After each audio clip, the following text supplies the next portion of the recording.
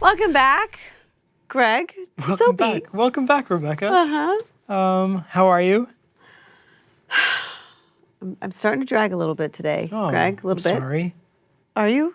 Am I dragging? Are you dragging? No, I'm fit as a fiddle. I'm sure you are. Well, we can let them peek behind the curtain. It's been a long day. We've been here since Yeah, it has been a long day. 4 a.m. These guys have been here since before 4 a.m. Yeah, everyone's been up for a really long time. But I'm so excited But about it's been a great day. It has been an amazing day. I've been raving about this book that Melody Thomas Scott wrote, but it really is just a super fascinating book. Agreed. If anyone wants to know, like, I don't know, about the business, especially during the time that she grew up.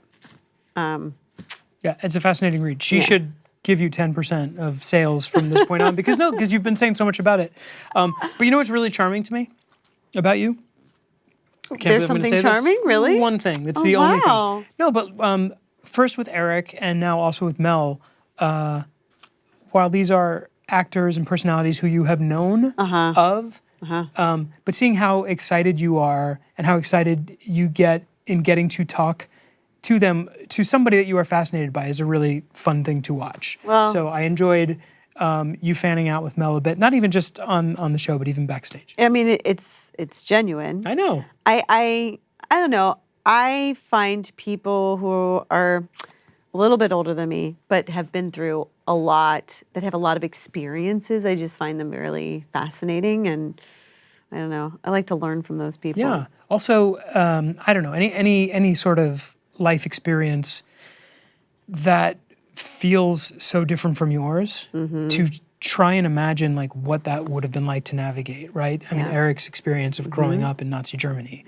or Mel's experience of being a child actor. Yeah. At a time when, I think a lot of the safeguards that are in place today to protect kids were not there. They definitely were not there. Yeah. Yeah.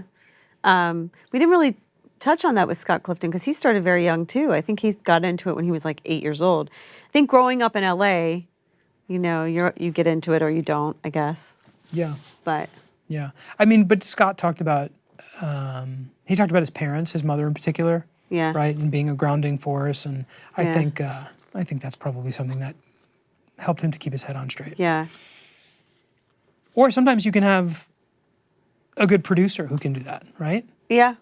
Like, because you were not a child, but you were a very young adult when you started. I was. I'm not going to make the joke; it's too easy. But on Guiding Light. Yeah, but no, when you started, whether it was Guiding Light or on All My Children, did you have? I don't know. Was there one producer, or did you have some producers that you really looked to for guidance in those early days when you needed guidance? Yeah, I did. I mean, when I was on Guiding Light, I think I was too intimidated to use the producer. It was Paul Rausch. There was someone before Paul Rausch, but he was right after. He was an intimidating guy. I know. Okay. Paul Rausch was at Young and Restless. Oh, okay. Yeah. And so at 20 years old, he was pretty intimidating. But so wasn't the producer on in Tootsie sort of loosely based on Paul Rausch? Is that urban true? legend or not? Wow. Yeah. That's a yes? Did we get a yes? Yes, we did. We got a thumbs up. Yeah. When I went to All My Children, Jean Daddario Burke was our producer, and I felt like there was a real collaboration there, and she just really helped guide the character and guide me, and then Julie Carruthers. I don't know if have you worked with Julie Carruthers? I've never worked with Julie, but Julie used to live in our old neighborhood. Oh yeah, she lived in our neighborhood, yeah. And I remember, and I think she and Jill Phelps, who I'll get to in a second, were really chummy. And I remember one time seeing the three of you, Jill, Julie, and you walking around the reservoir. Yeah. And Julie was just like a mother. She was a mother in real life, but she was also like the mother of our show. And she was just classy and really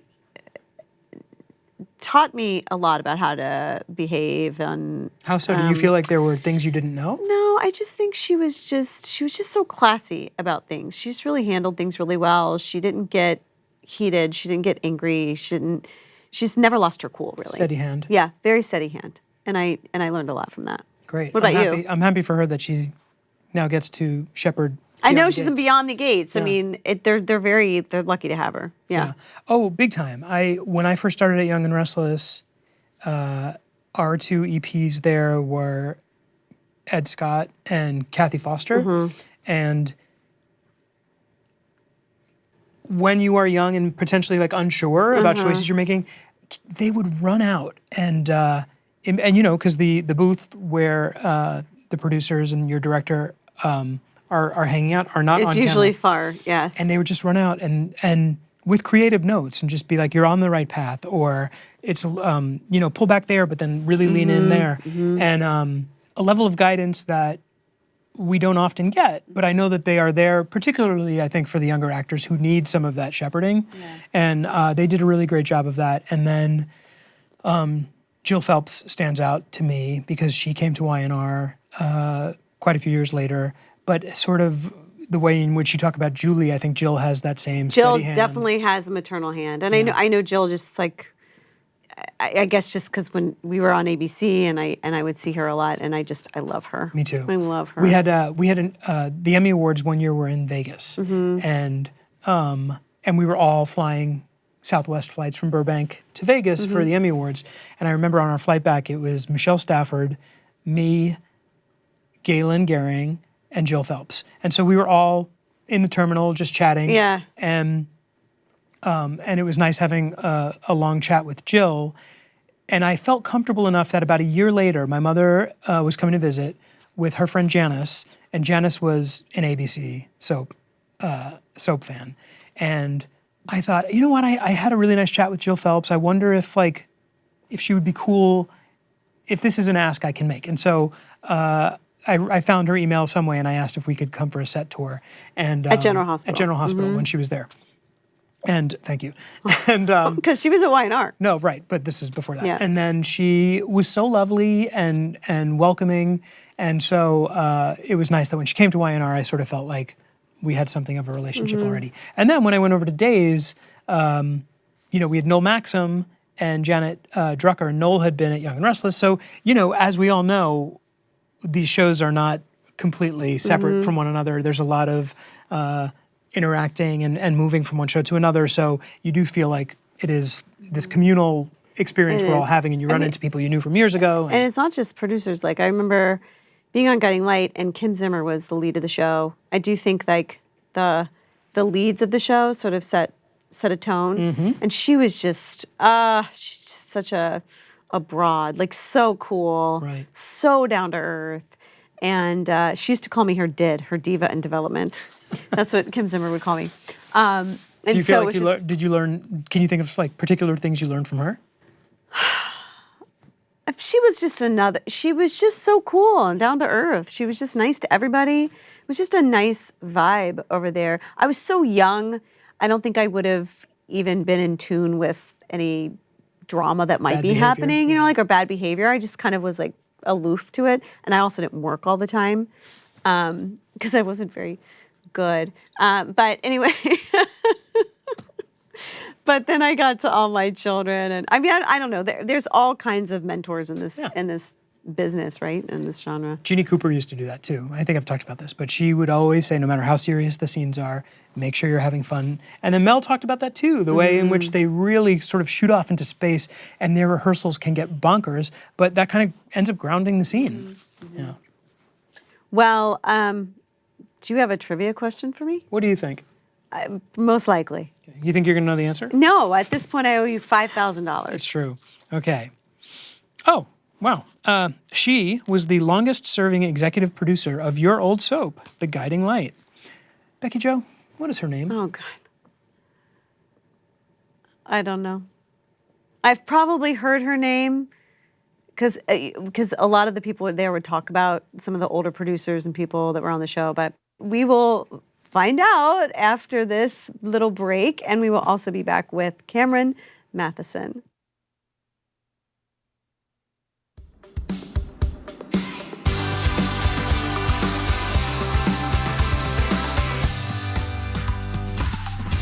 Hi, welcome back to Soapy. Okay, Greg, who was the longest serving executive producer of The Guiding Light? I'm surprised you didn't know this because I think you guys were there at the same time.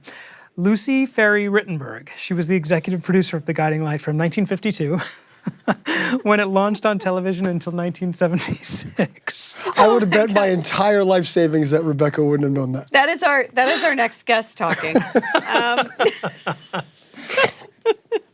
He just can't keep his mouth shut. Sorry, No. I will introduce him.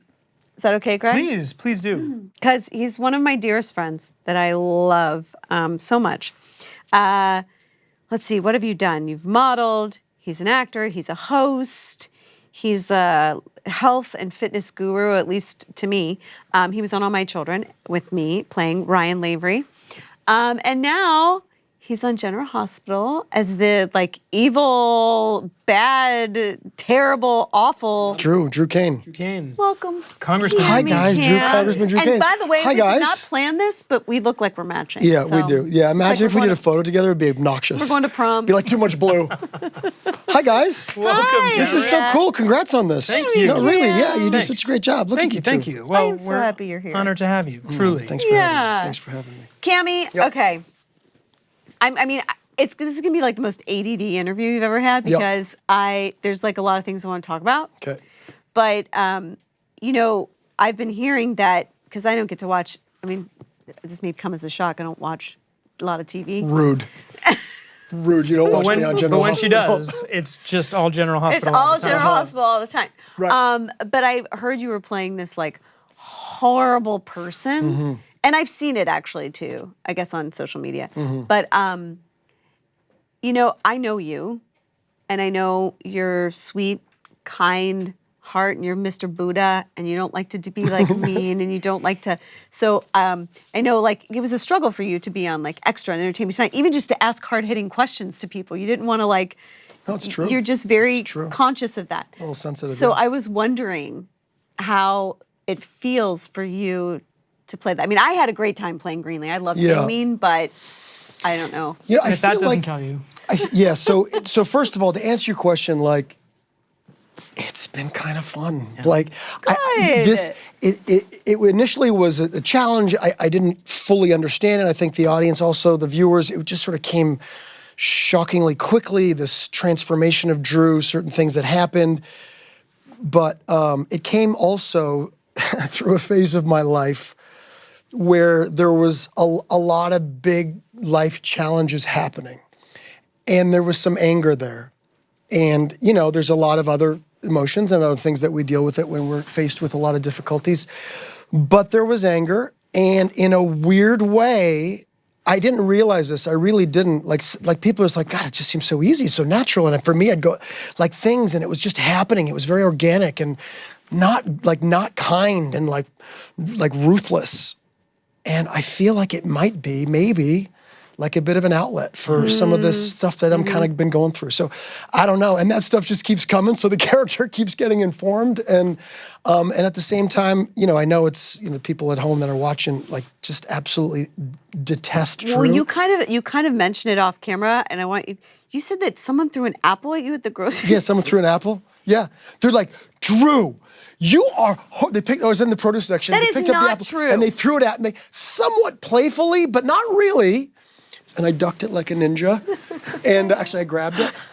I like the idea of Took a bite. you're so handsome and you've got this charm. I like the idea of you playing a bad guy. Yeah, it's been, as you know, probably, I haven't had an opportunity to play character. Ryan on All My Children went through a Hero. phase where, remember he almost hit you did have a Greenlee, phase. You and did I have did a the phase, Fight that's Club right. thing, but it was very short-lived, and it was very clear as to why he was doing it, and there was a lot of pain there, and it was very, and fans didn't like that either. But other than that, I've never had an opportunity like this, and I told Frank Valentini that, the EP at General Hospital, and it's been very interesting and fun and a good challenge, but also at the same time, kind of easy. I don't know why. I don't know what that means. I love Cameron.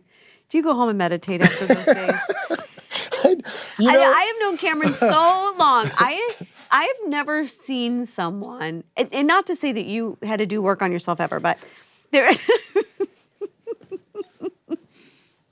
not at all. No, I was, You were perfect I from was the get-go. super solid. Came guy. Came out fully formed. perfect, fully formed. Yeah. But I've never seen anyone work harder to be the best version of themselves, honestly. And Talk a bit about I that. witnessed that. Just, we're all in our 20s. I was talking to him. No, but I mean, it's better coming from you because I could talk about it, but it's better coming from you. You say you No, say. I want you to talk about it. I was No, just, I I was think, going yeah, to say. I got caught up in a lot of, I made some bad choices early on in my New York days and coming into the industry and kind of getting a lot of attention. And, there's just a lot of stuff that can possibly come with that if you're not making good decisions and you're not in a grounded place that can kind of really sidetrack you, both like substances as well as just like, women and attention and money and fame. And like, it's just like constantly kind of seeking these little hits of external validation and dopamine and pleasure from the outside. And you're like, oh, this is what we're supposed to do. This is what's meant to be happy. And so it's like this and then this, and it doesn't last. It's not real. It's not real true pleasure and happiness. So you don't know that. They're short-lived, so you keep going out because you do get a little bit of hit of attention and the money in the bank and the new car and the women and the whatever substances you're taking and the things and then it just becomes this like drinking seawater. We say like it just makes you thirstier and less satiated and less content. I'm gonna cry. Don't look at me like that. And it got to a place where I made a lot of mistakes that I deeply regretted. And I certain things in my life happened where I was very, very fortunate to be called out on them, hurt people and made bad decisions, not hurt people physically, just made decisions that weren't kind.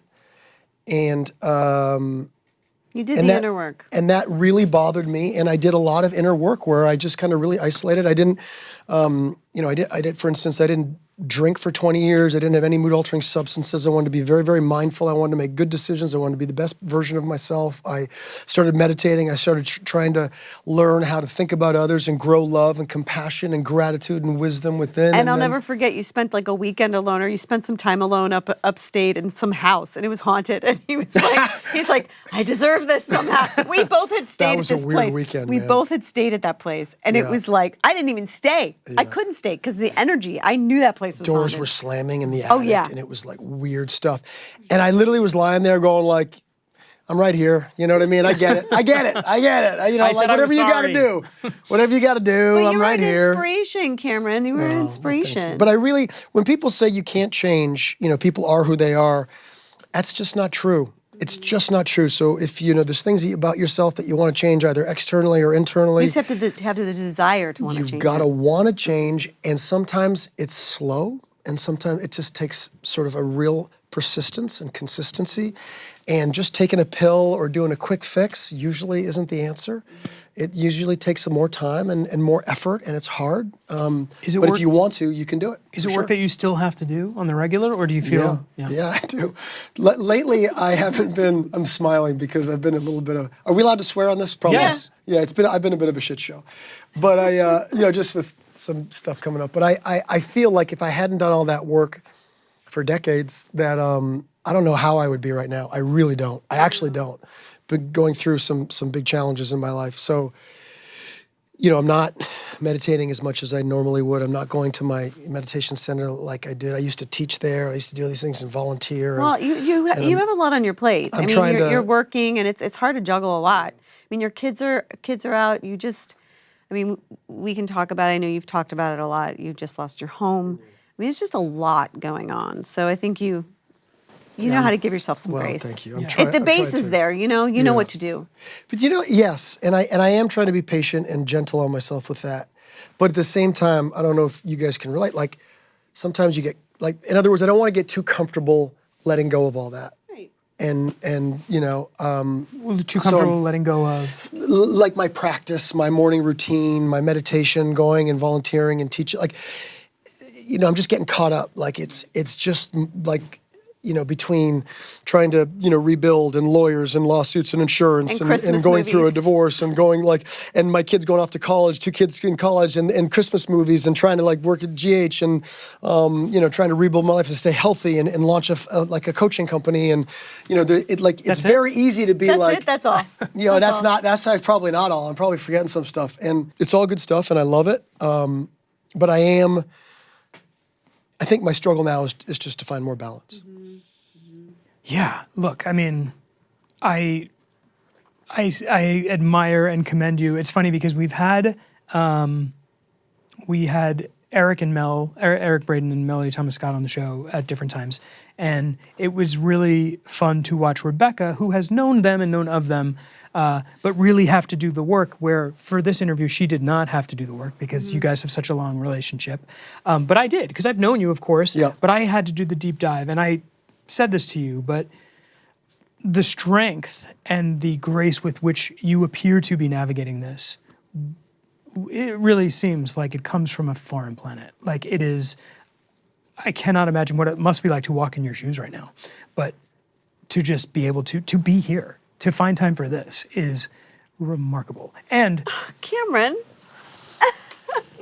sorry, I gotta get the tissues. Sorry, people. Thanks, man. no, but He's making me cry. I think that He doesn't need it. I do.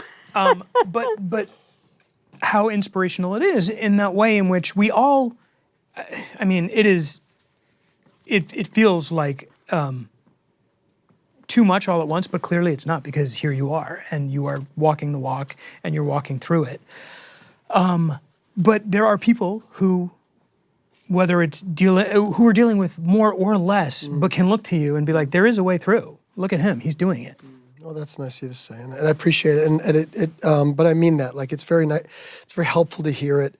It has been a lot. So for people, there's a lot of, we're talking around a lot of stuff, but basically You don't have to share what you don't want to share. No, it's, I went through a very scary, life-threatening kidney cancer journey, and then, coming months after that, my mom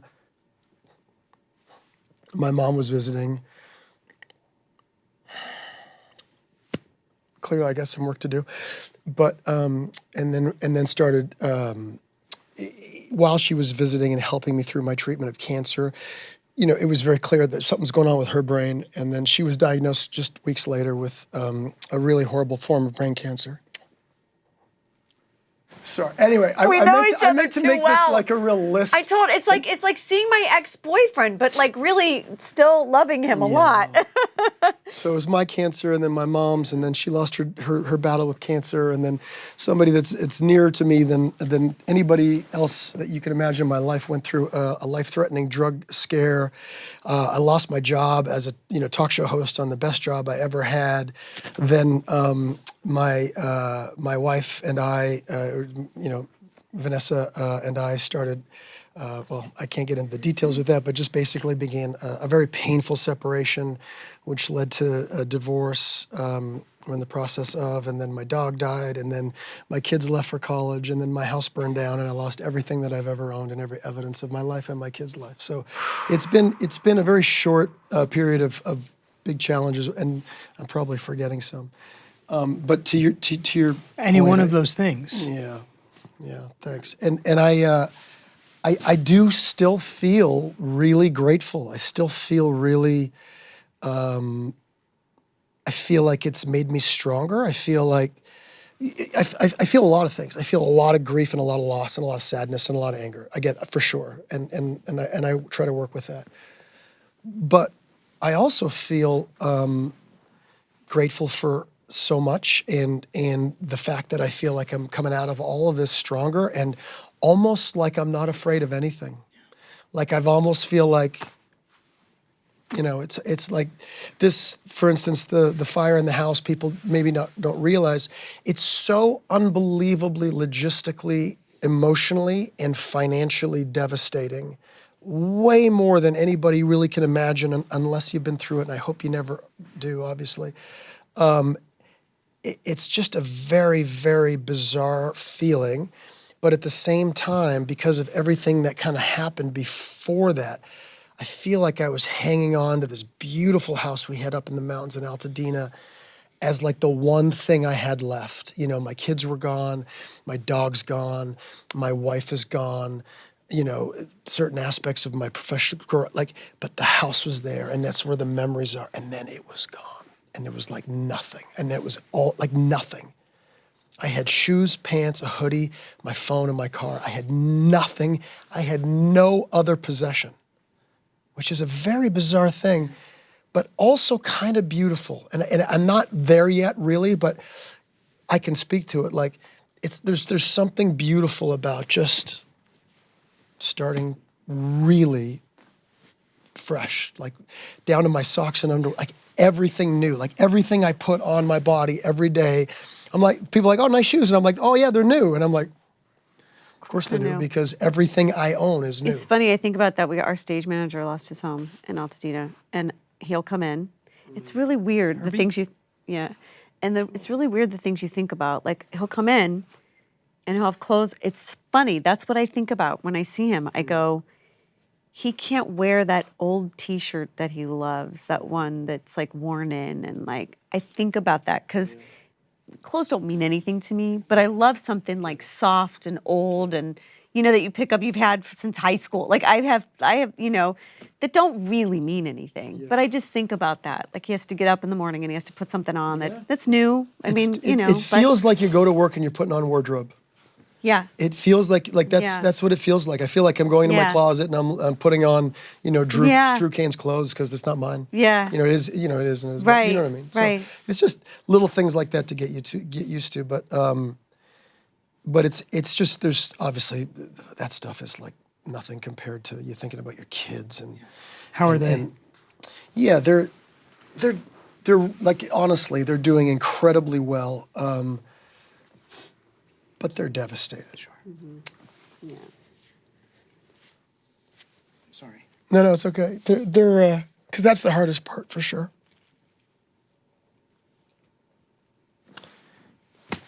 Talking about everything on that list, you know, that I've been through. Imagine being a teenager. Right. Like they went through their dad's life-threatening cancer journey, losing their grandmother.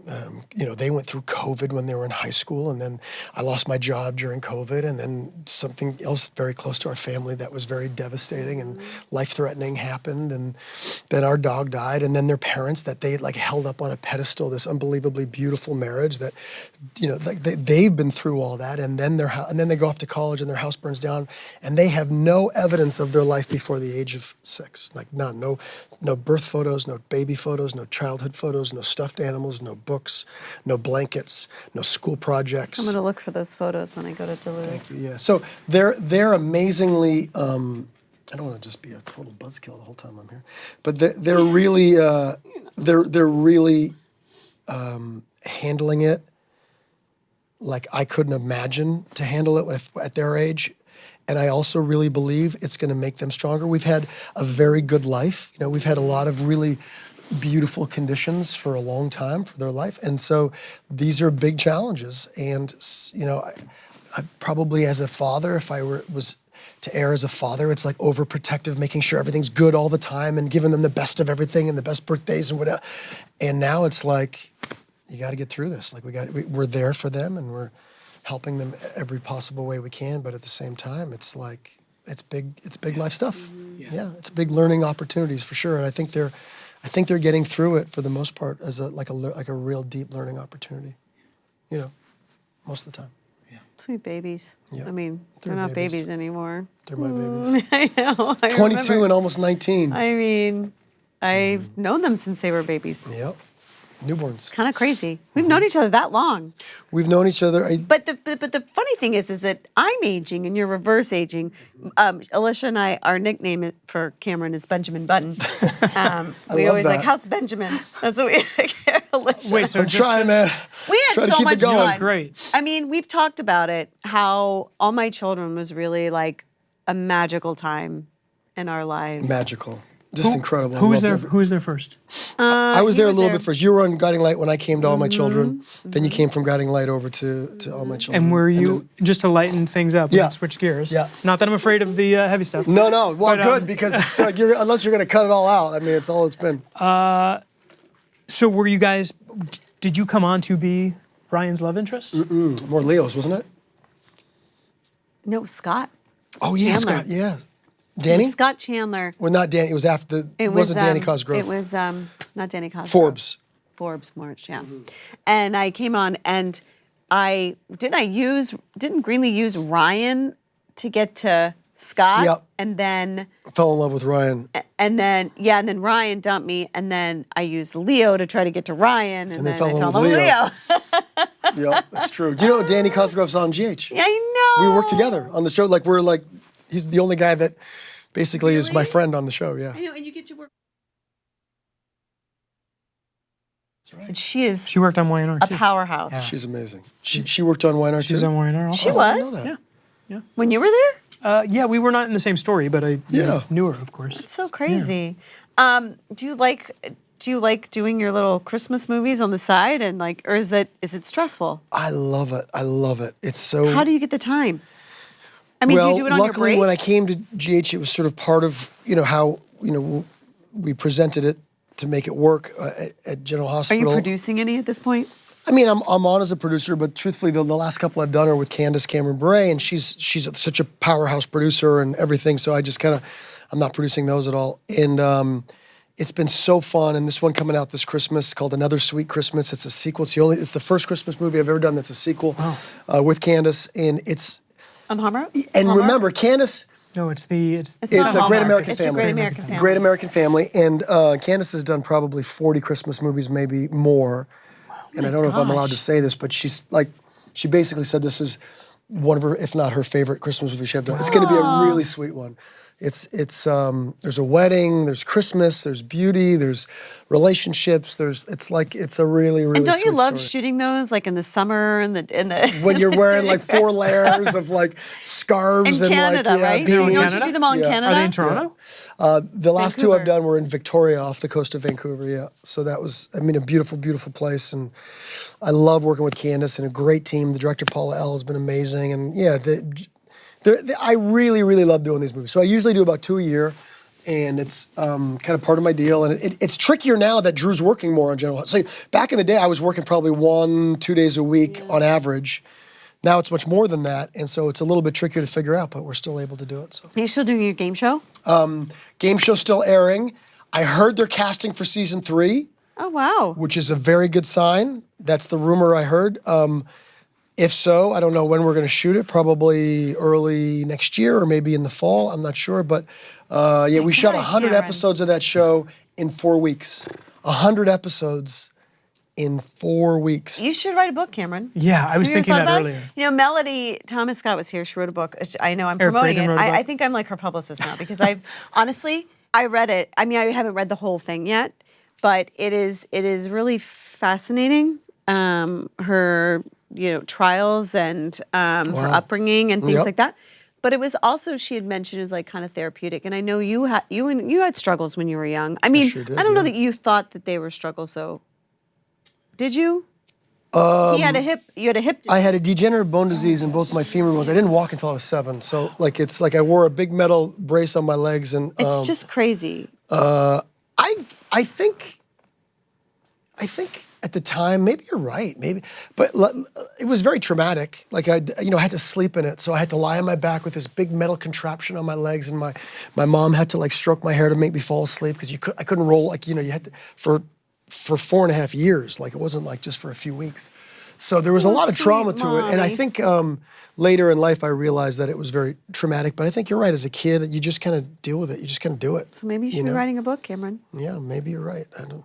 It's a therapeutic process. And also Mel was saying too that sometimes the parts of the book that she thought would be challenging when she had to read the audiobook were not the parts where she couldn't get through it because the emotions would come up. Wow. And that I think also helped her figure out there may be some unresolved things there. Some work. Yeah. Maybe I guess maybe that's where I should kind of steer. But clearly I got some work to do on.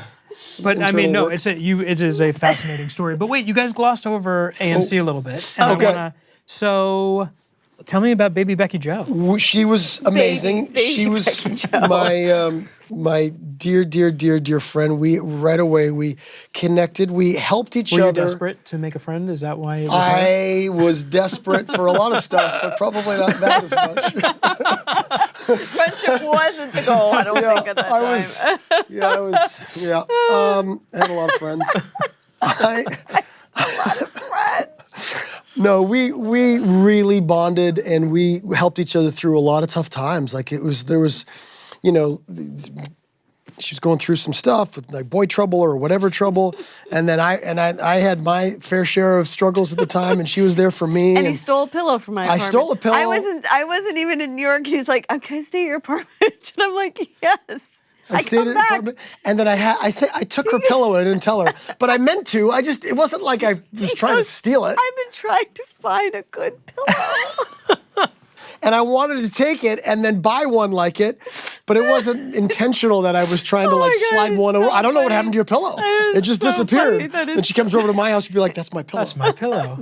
No, but I did steal her pillow. At the time, it seemed perfectly normal, and I felt very guilty about it later. And we were married on the show. Ryan and Greenlee definitely had their moment, for sure, a long moment. A lot of people remember us together more so than Ryan and Jillian and Greenlee and Leo. It was a really fun, magical kind of like, I don't know, like new chapter of life that we sort of experienced together. Like it was a very, how like life is kind of like broken up in your life as like your chapters. 20s and finding your first success and like moving to New York and from small town from Canada, like coming in. Although you'd been there a minute before, but it was really Guiding fun. Light. Mm-hmm. Right. I also think there's we all have X amount of bandwidth, but when you're in your 20s and you're having that experience of first success and living in New York, and for me it was here, and the people who are along for that ride at that time really like hold a special place because so much growth is happening, right? And it's true. You go from being like a kid or even just a young adult to someone who has responsibilities. Like we become homeowners, right? And and whether you get married and serious relationships and all those things. We're looking at each other because we just know each other so well, and it's just been a My it's been a dad journey. met Cameron, and he was like, "Why don't you be with a guy like that?" And I'm like, "You don't know him as well as I do." I mean, this is like that was one of my favorite things. Your dad started... was like, "You should date Cameron." Yeah. Meanwhile, she was like, "No, I should not." No, I definitely should not date Cameron. And I was also like, "No, you should not." I was enjoying New York, and as one should when they are finding success in their 20s. To some degree, I think I probably went a little. Yeah. Cameron, Alicia, and I have really sort of stayed close. Have you stayed close with anyone else from the show? Josh, a little bit. We reconnected a little bit more as of late, but like not much. Melissa Claire Egan, although she came later. Jacob Young and I kind of talked through Instagram a little bit here and there. He's so sweet. Yeah, a few people here and there. Yeah. Michael Knight is on General Hospital. I work with Michael Knight all the time. That's amazing. Which is pretty cool. Finola, of course, is on General Hospital. Walt Willey was there for a couple days, which was really fun. That's right. Yeah. I'm so sad our paths didn't cross there. What's that? Oh, yeah, General Hospital. Yeah, I know. So before you came back to General Hospital, did any other soaps call you and...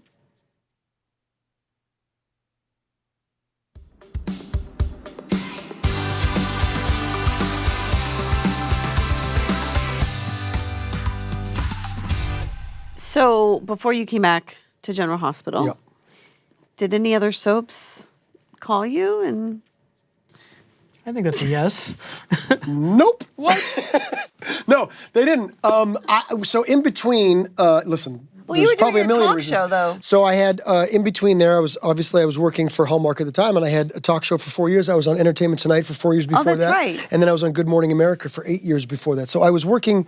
So the lucky part, the fortunate part for me is that I've kind of sort of hedged both sides of a bet being a host and an actor. And when my acting career was a little bit slower, my hosting career was really busy. And then when my hosting career was a little bit slower, my acting career picked up. So that's been very, very helpful for me. And the only reason really that General Hospital came to be, Home and Family, the talk show, was, we've been around long enough to know, we got word that we were going to start shooting we used to shoot all 5 days, and we heard that we were going to start shooting the 5 episodes in 3 days a week to save money. And I was like, that's a red flag. Yeah. So first of all, that's a red flag. And I was going to have Thursday and Friday off every week now. And I just texted Frank Valentini, who's the EP at General Hospital, and our old friend from New York, from back in the day. And I just texted him. I said, listen, Frank, I'm in LA every Thursday, Friday. Like, it's not like I can travel because I got to be there for. And I said, if there's something fun, I can come and play with you guys. I've always wanted to. I love the show. I'm big, I've always been a fan of it. And I'll be around and available. And he had just been on with Maurice and Laura. So I'd just seen him recently, and it sort of made sense at that time. And he responded very quickly and very enthusiastically, and things developed. And I was still hearing more rumors about Home and Family that were not great rumors, but things were kind of developing at General Hospital almost like on a contract basis. But I was like, let's do it. And meanwhile, I didn't know if I could do it because I was still under contract with Home and Family, but we were locking in a contract at General Hospital, and then Home and Family gets canceled. And I had and then General Hospital was there, and it just was like, it was amazing because, best of both. That's awesome. That's how it happened. It's pretty rad. That's a good story. Yeah. Cami, can we talk a little bit about yet another thing that you're doing aside from the game show and the Christmas movies? And I do call you Benjamin Button, but I'm really not joking because I worked with you with your shirt off for many years, and you always had this little pooch. And you went to Alan Kress. Alan Kress. Yeah, my buddy Alan Kress, who's a functional health coach. And you started really getting into functional health. And how long ago? I mean, he does eat some weird stuff.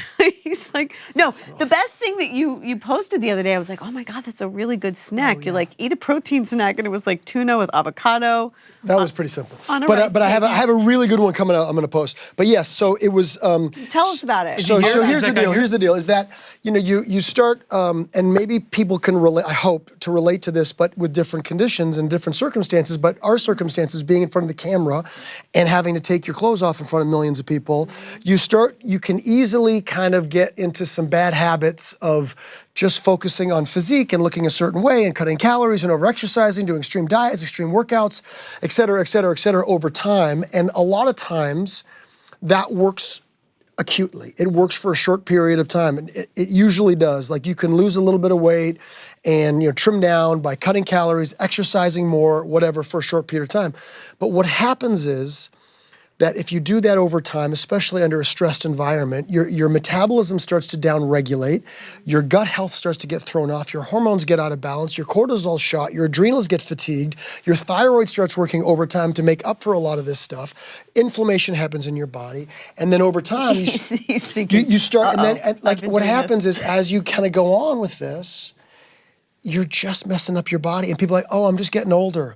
Oh, I can't lose my belly fat just because I'm older. I'm 55. It's like, that's what happens. Or my achy joints. Yep, I'm in my 50s now. Like, they just accept it. Oh, I don't have energy. I don't have, no sex drive. I want to pass out at 8 o'clock. All these things are functions of basically metabolic disease and metabolic sort of your metabolism starting to break down, and systems in your body, including hormones and gut health and inflammation and things just running rampant. And so I started, after decades of going to the best doctors, trying the best diets, food, all these things, trying to heal what Rebecca's talking about, sort of like a lower abdomen distension, the inability to put muscle on anymore, the inability really to get as lean as I used to. It became harder and harder. Things just stopped working that used to work.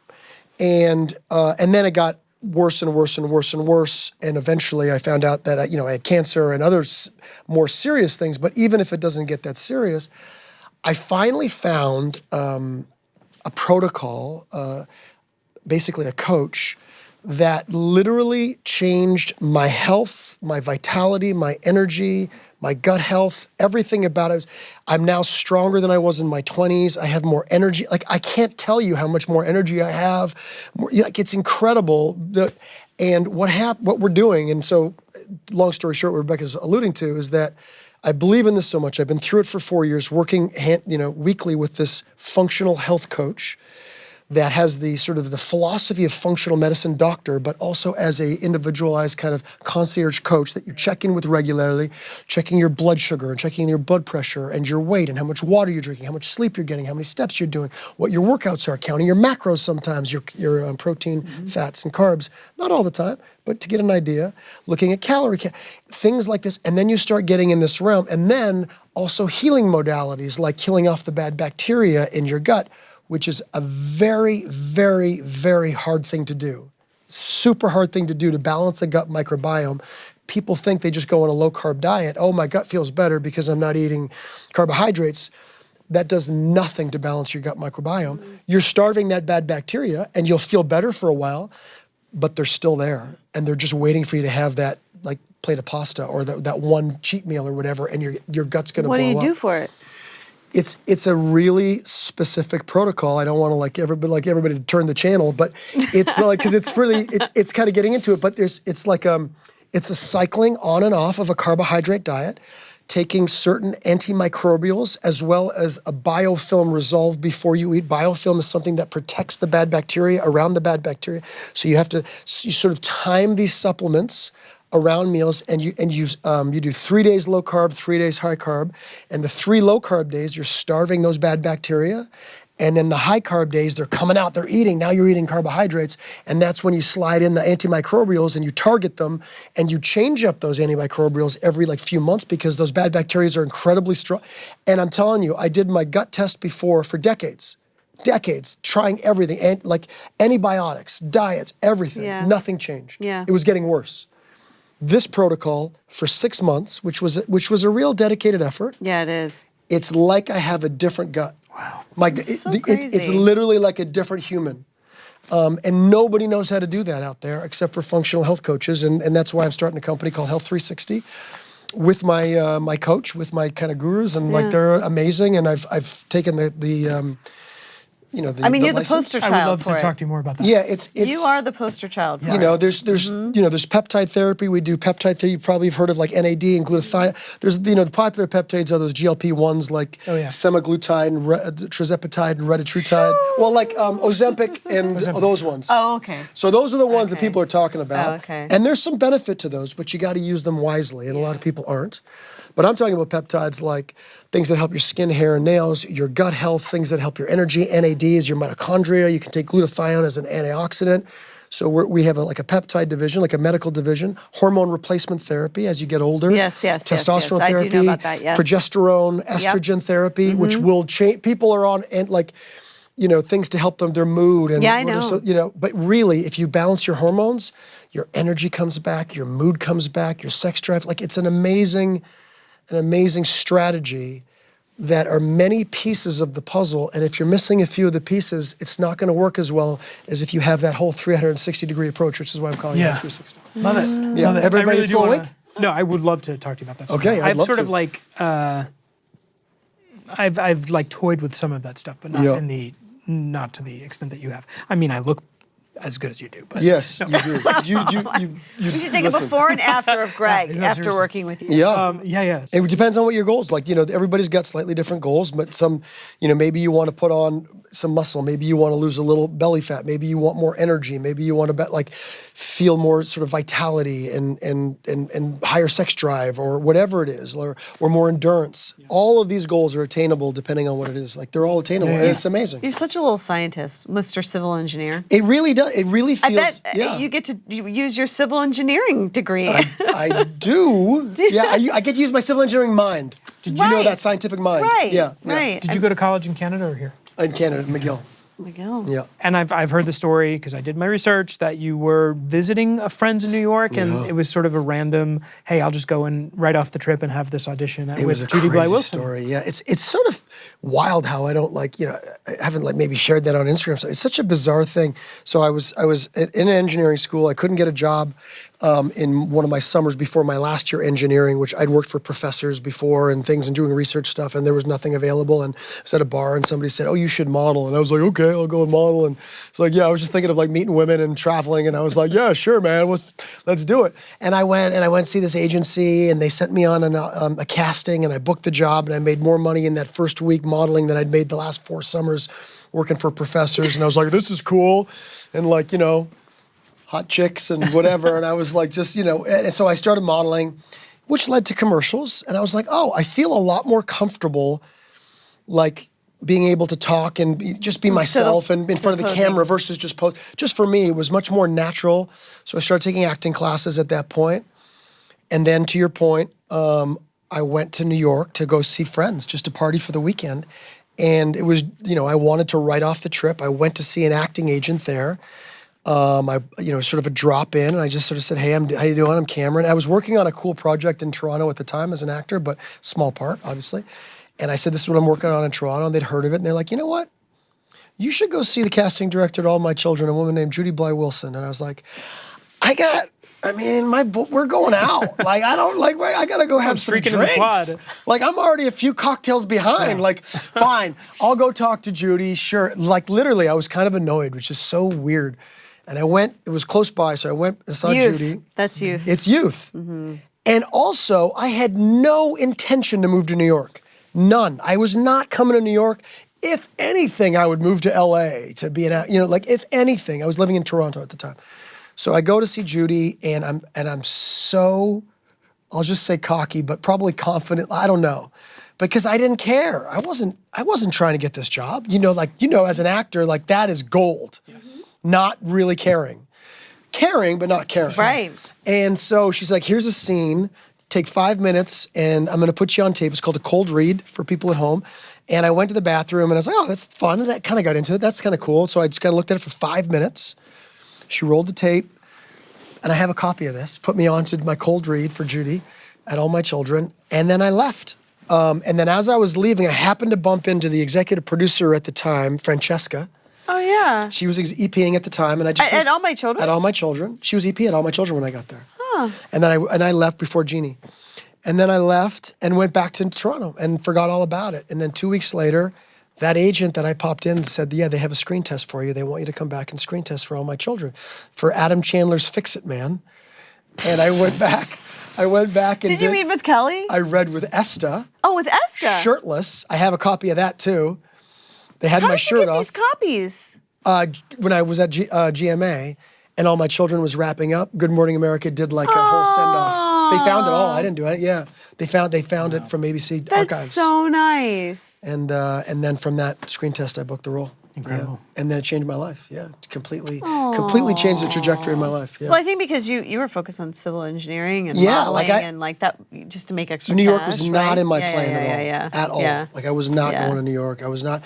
I mean, I think at that point I'd already auditioned for Sunset Beach maybe, but from Toronto, like on tape kind of vibe, you know.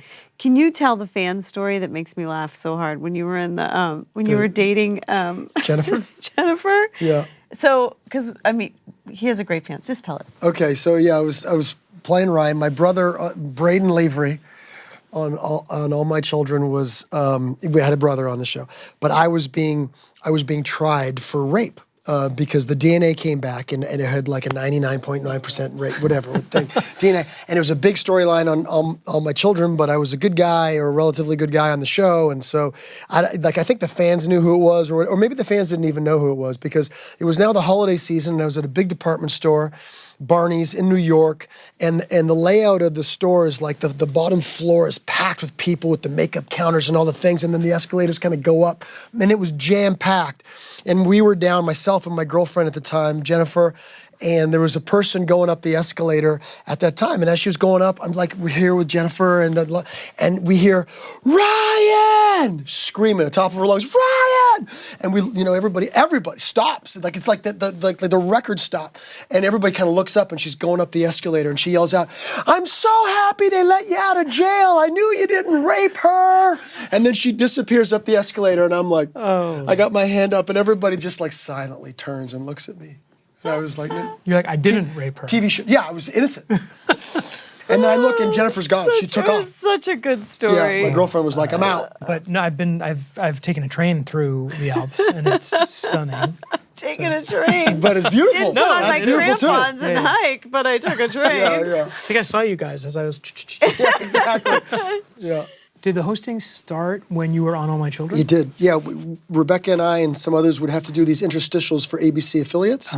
We'd be like, hey, welcome back to Soap Up on ABC. This is what's happening on All My Children this week. Greenlee's going to be doing that. Remember all those? Yeah. And you had to memorize it. There's no teleprompter. And so we did it. And I guess, some of us did an okay job of it. And then Extra saw my interstitials. And Extra started giving me working as a correspondent. Great. So then I worked with Extra. What about GMA? I thought GMA first. No, Extra first, then the I Want to Be a Soap Star on SoapNet. I hosted that. Right. Yeah. Oh, that's right. And then from that, I did Dancing with the Stars. And then from Dancing with the Stars, I made appearances on Good Morning America. See, he did Dancing with the Stars. Not Skating with the did Stars. Skating with the Stars. Do you remember the hit show? I was at I came at least twice. He came at least twice. Yeah. What was so funny is we talked about that with Melody Thomas Scott. And she was like, "Of course, Skating with the Stars," because she knew Sean Young who had been on it. I was like, "You're Sean the only." Young was on Young and the Restless. Oh yeah. Oh, okay. For a minute. But I always joke with Becky Joe about. Was she on the same season? Because there was only one season, right? But you were like a real skater. She won. No, I hadn't skated since I was 9. Yeah, but it's like riding a bike. But you were really good. Oh. You deserve to win. Yeah. Did not bend my knees. Anyway. I really great. would love for you to bring your trophy in and we could put it right there. Well, it's in Minnesota, so it's going to have to take a journey. All right. I think I should have your trophy. Why? Because I have nothing else on my shelves. I need to fill. You know what though? So this is going to be boring, but the Academy sent out Emmys to everybody that lost Emmys. I had some hosting Emmys for me I too. heard that. That was really Very, pretty cool. So classy. I got those. Yeah. And photos of my kids. And that's it. That's a good start. I'm ready to go. I'm just taking my time. Yeah. You fill up those shelves with a whole bunch It's of all going to be memories. good. New start. New chapter. Thanks Okay. again, Cam. All right. We'll be back.